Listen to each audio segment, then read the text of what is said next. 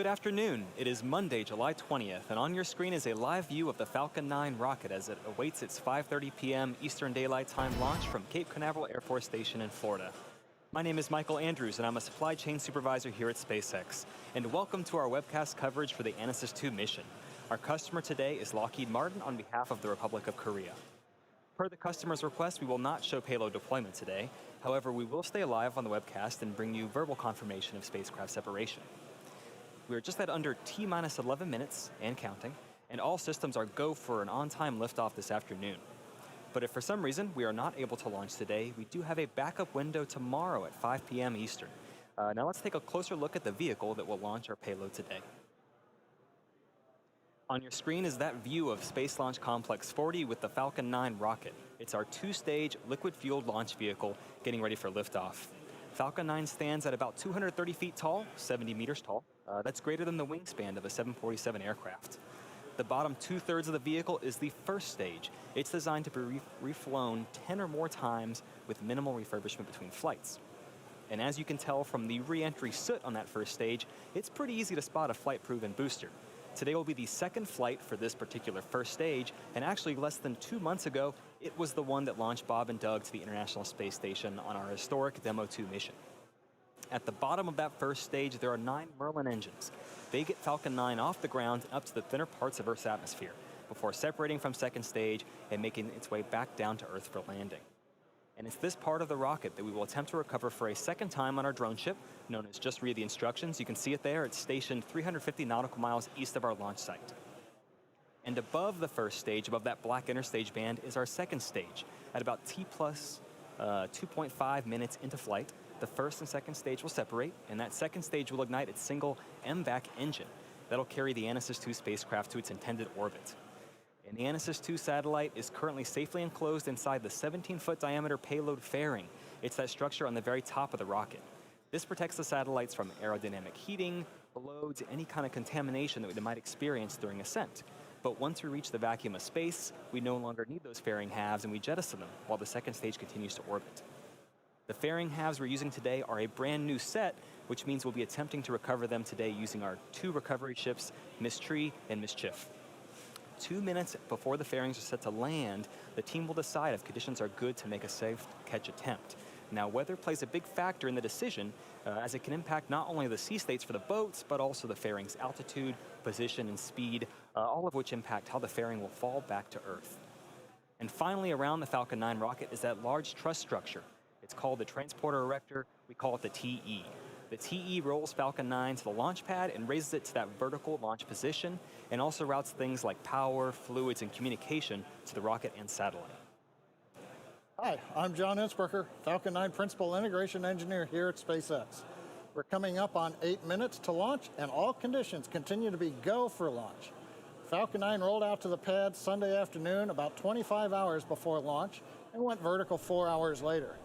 Now, more recently, the SpaceX launch director held the go, no-go poll for both prop load and launch. That was done at T-minus 38 minutes. Now, we're currently working no issues on the Falcon 9 launch vehicle. If we do have to call a hold on today's launch, we have a nearly 4-hour window that could allow us to reload the ultra-cold liquid oxygen and make another launch attempt today. Of course, that presumes that we understand whatever caused us to hold the count and we can safely proceed with a recycle and launch. Now, if we cannot continue today, we have a backup opportunity tomorrow at 5 p.m. Eastern. Now, we've been loading propellants on Falcon 9 since T-minus 35 minutes, putting fuel into both stages and oxidizer into the first stage. Our fuel is the refined form of kerosene known as RP1. The fuel is fully loaded on the second stage, and we're going to finish loading the first stage in about another minute. Now, as I mentioned a moment ago, our oxidizer is super chilled liquid oxygen. We call it LOX.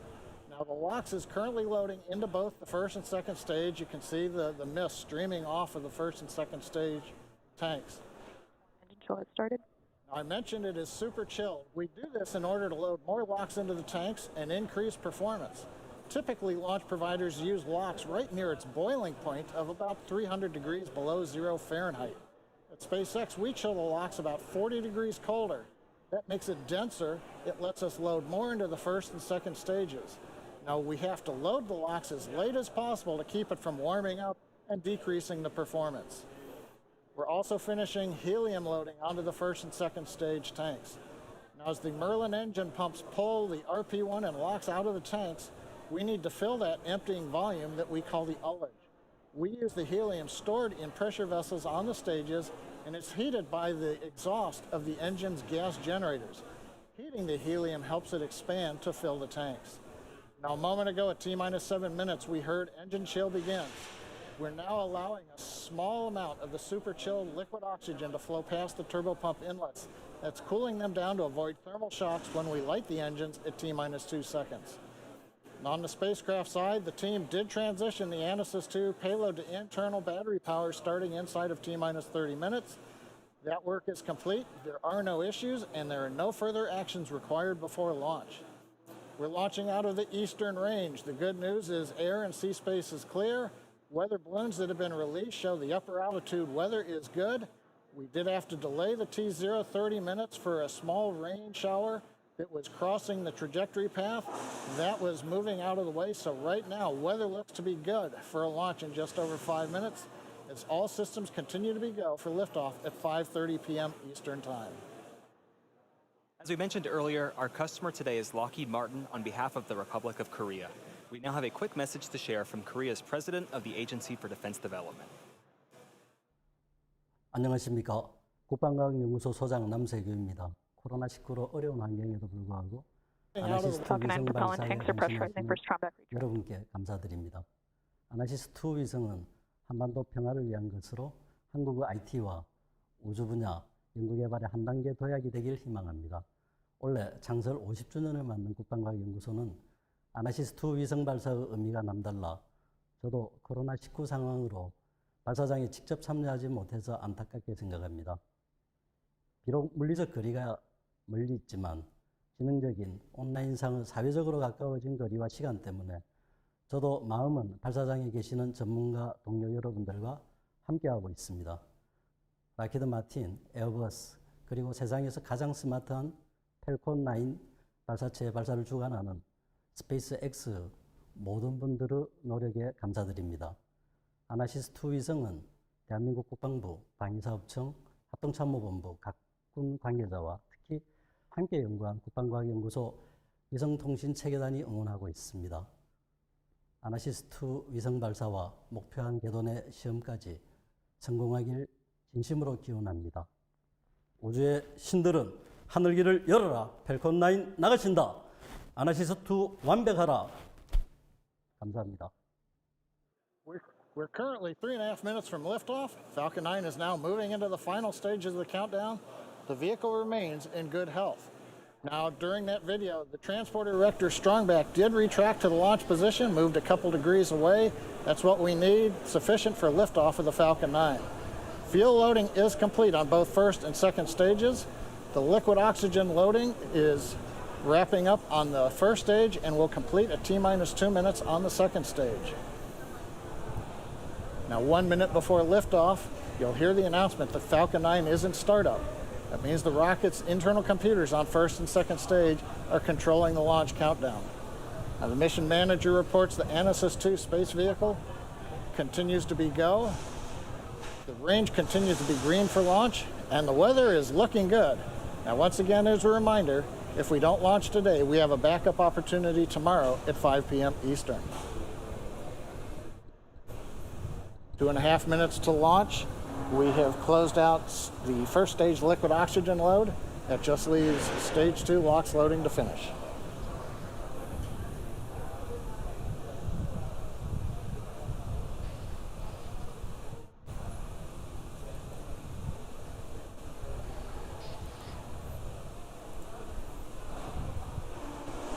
That call out tells us that the chill sequence we began at T-minus 7 minutes is now complete.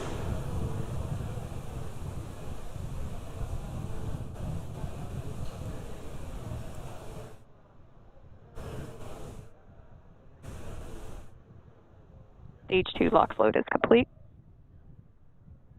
That completes propellant loading on the Falcon 9. Stage 2 LOX load, the last one to finish up inside of 2 minutes. We'll now begin venting down the plumbing lines that go up that strongback that you can see behind the Falcon 9. So if you see a plume of white gas coming out, that's normal.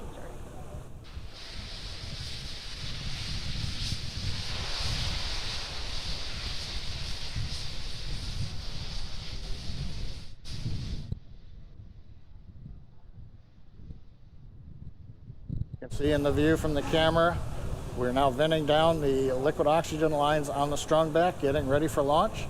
Next event will be startup, coming at T-minus 1 minute. Falcon 9 is in startup. Here's the call out. We're in startup. We're now pressurizing first and second stage tanks for flight.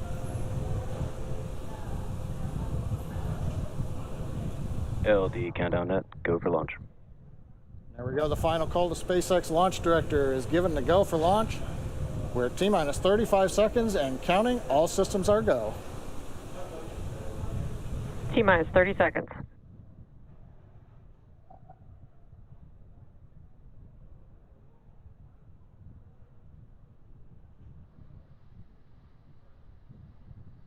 Stage 1 tanks pressing for flight. T-minus 15 seconds. 10, 9, 8, 7, 6, 5, 4, 3, 2, 1, 0. Ignition. Liftoff.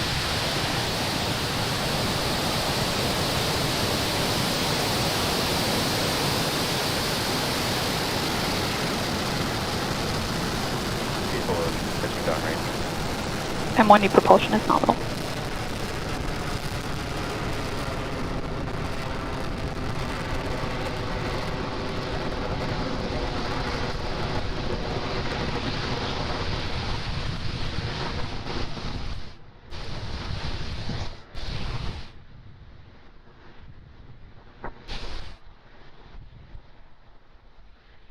Plus 40 seconds. Everything looking good? That's the call out. Says M1D engines are throttling down, getting ready to reduce vehicle acceleration in preparation for the period of maximum dynamic pressure. We're in the bottom of the throttle bucket, as they call it. Now the Merlin engines coming back up to full power as we get ready to go supersonic. Vehicle is supersonic.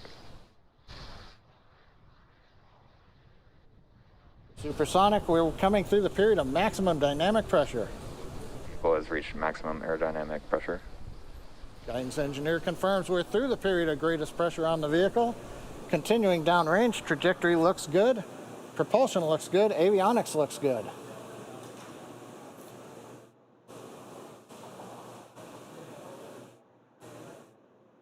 MVAC-D chill has started. That announcement from stage 2 propulsion. We are now beginning to chill in the turbopump on the upper stage engine to get ready for its ignition, coming up in about 45 seconds. Nice view from the SpaceX cameras at Cape Canaveral as we head east out of Space Launch Complex 40 into the first of 2 orbits planned for today. This orbit is the parking orbit, a low Earth orbit trajectory that will take us over the equator and will eventually relight the upper stage engine to transfer us into the desired geostationary transfer orbit. Now main engine cutoff, or MECO, coming up in several seconds, followed by pneumatic separation. The first stage pushes away from the second stage, and then ignition of the second stage engine.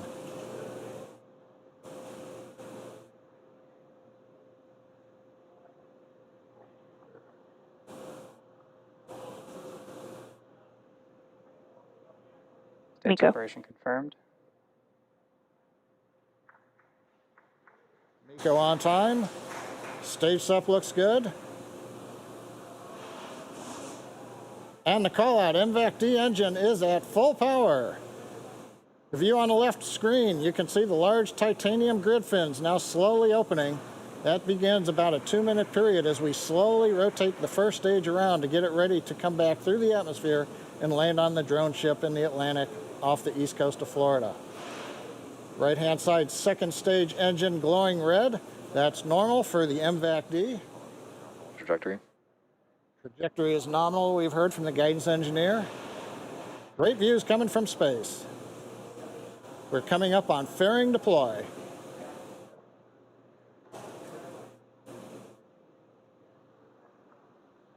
Fairing separation confirmed. And we've heard the call out from the avionics engineer. Fairing separation is confirmed.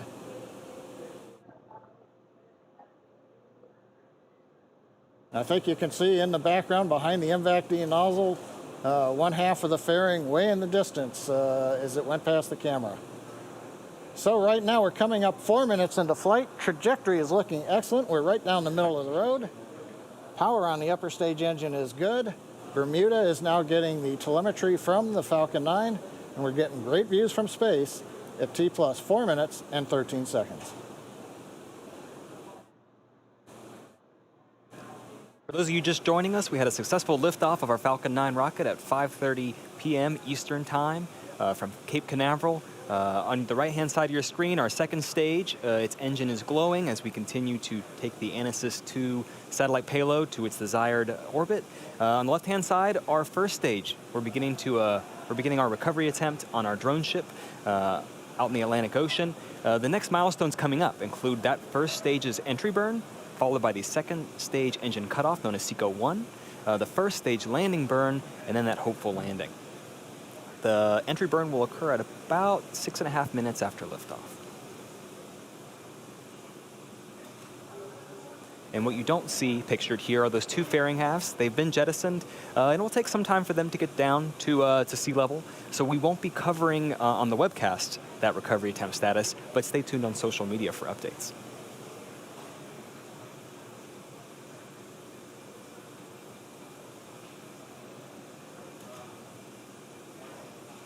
You see some pretty clear pictures of Earth there. The first stage has reached apogee. It's beginning to head down there. We're only going to be firing 3 of our Merlin engines during this entry burn in order to slow the vehicle down before it gets to the thicker parts of Earth's atmosphere. It'll slow the vehicle by about 25%. When we perform stage separation, that first stage was traveling about 2.5 kilometers per second. So we have a lot of velocity to reduce. Great. And we're just under 30 seconds from that entry burn beginning. It's going to last about 24 seconds.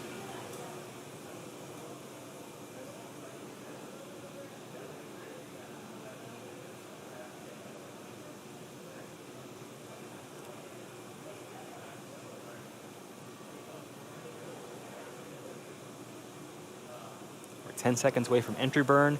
Hopefully we'll be able to hear that call out and have visual confirmation that burn's begun.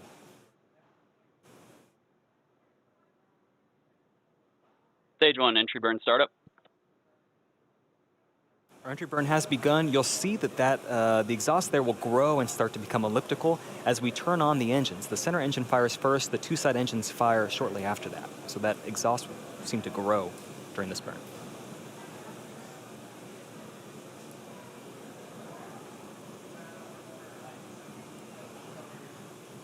Stage 1, entry burn shutdown. All right, 1 burn down, 1 to go. That's the landing burn. It'll occur in about 1 minute from now, along with the next milestone, the second stage engine cutoff, or SECO-1.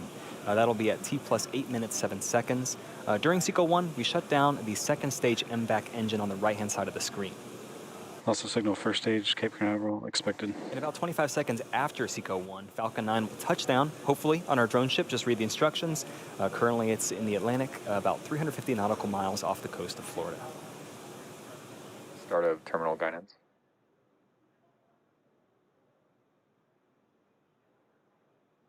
And in terms of velocity of that first stage, drag alone is slowing the first stage down another 80%.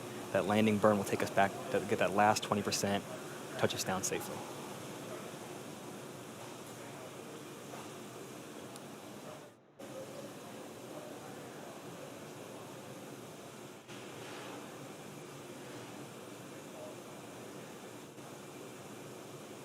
Just under 10 seconds from landing burn and SECO-1.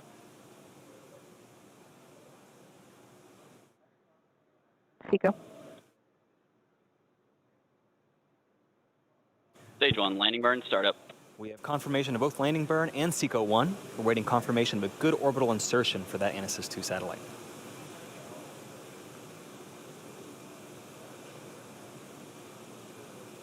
And the landing Stage lights one. also landing laser deploying now. Nominal park orbit insertion.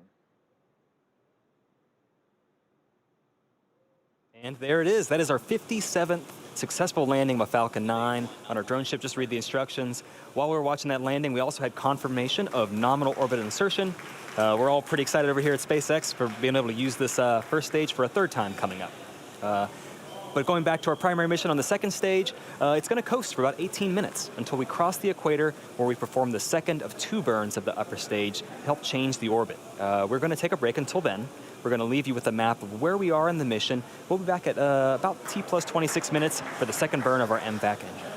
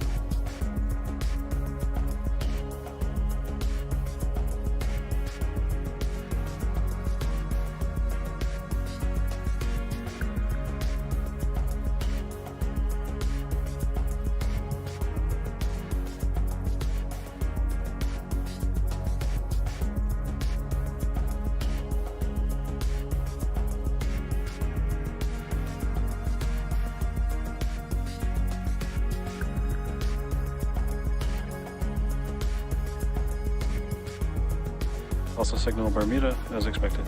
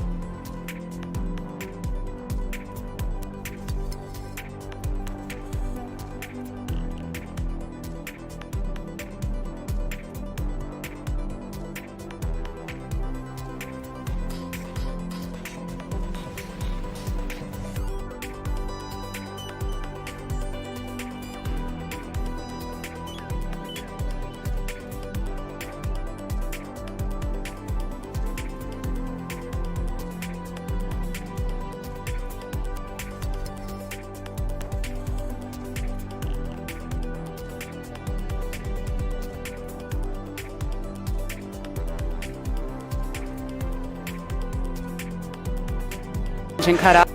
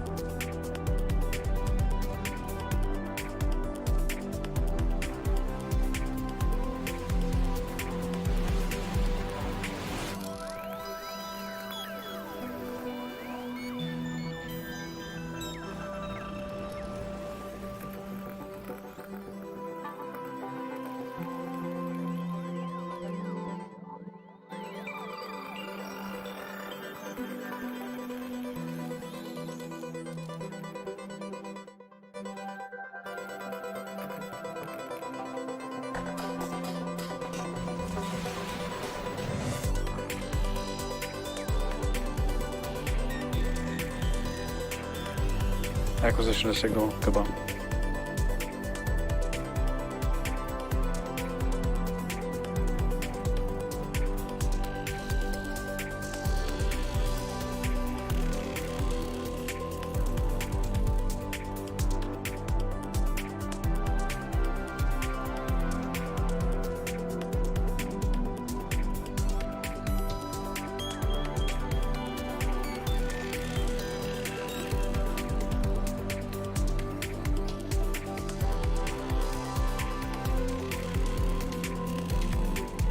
And back chill for burn 2.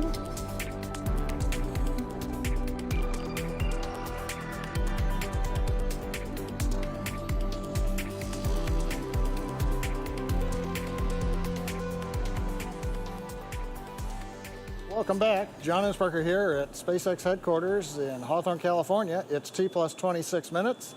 In about 30 seconds, we're going to get relight of the upper stage engine called second engine start number 2, actually second stage engine start number 2, or SES-II. Now this burn will be a little more than 55 seconds, and that'll carry us into the transfer orbit, and hopefully we'll be able to bring you a view of the engine burn as it gets going. From the map you can see we're just about to cross the equator. That's where you do an inclination change that's most efficient. We've got ignition on the upper stage engine.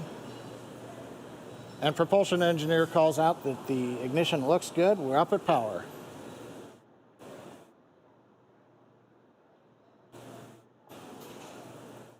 Now currently when we went into the burn, we were at low Earth orbital speed of about 7.4 kilometers per second. This burn, just under a minute long, is going to add another 2.5 kilometers per second to that velocity. That's what it'll take to get the satellite and the second stage into the geosynchronous transfer orbit. We're throttling down, getting ready to shut down the engine.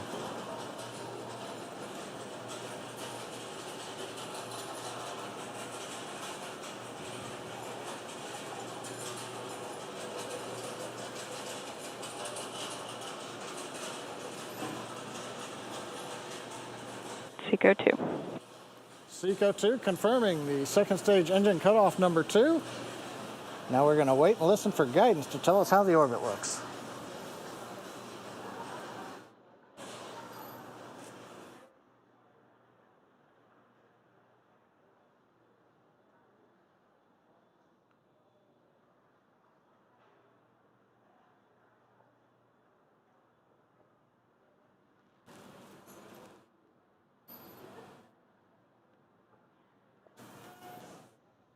And we haven't heard guidance engineer call out, but looking at the data plots that we've got from vehicle telemetry, we've got a nominal orbit. So we are into the desired geostationary transfer orbit, the Falcon 9 second stage with the ANASIS-II spacecraft still attached. We're now going to go through a period of about 3.5 minutes where we prepare to separate the ANASIS-II satellite. We're going to take another quick break, and we'll be back at T plus 32 minutes for satellite deploy.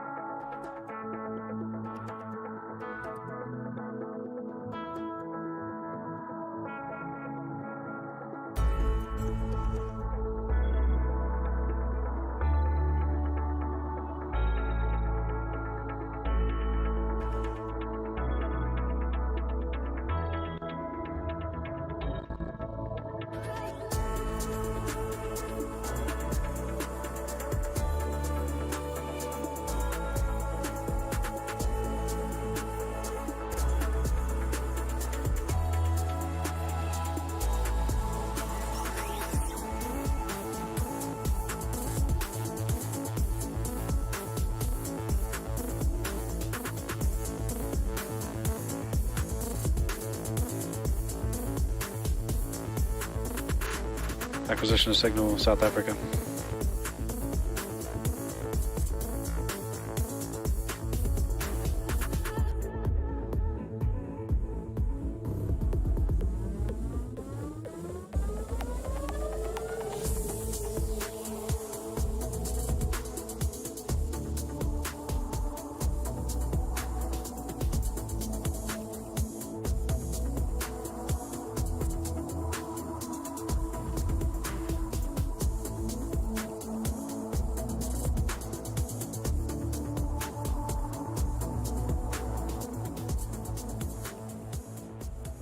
Plus 32 minutes.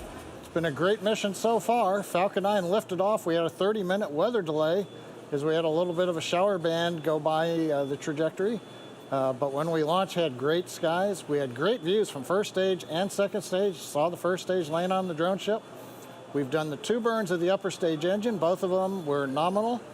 But right now we're getting ready for the big event, which is spacecraft separation. And as a reminder, we won't see payload deploy today per the customer's request.